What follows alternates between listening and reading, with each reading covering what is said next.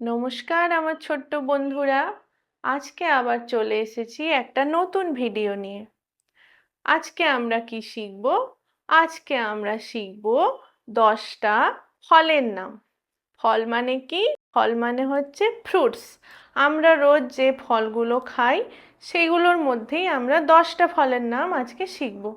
চলো শুরু করি। প্রথমে হচ্ছে অ্যাপেল। অ্যাপেল মানে হচ্ছে আপেল। বানানা, বানানা মানে হচ্ছে কলা।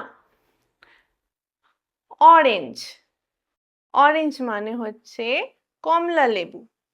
গ্রেপস, গ্রেপস মানে হচ্ছে আঙুর। ম্যাঙ্গো, ম্যাঙ্গো মানে হলো আম। ওয়াটারমেলন, ওয়াটারমেলন মানে তরমুজ। কোকোনাট, কোকোনাট মানে হচ্ছে নারকেল। গোয়াভা, গোয়াভা মানে পেয়ারা।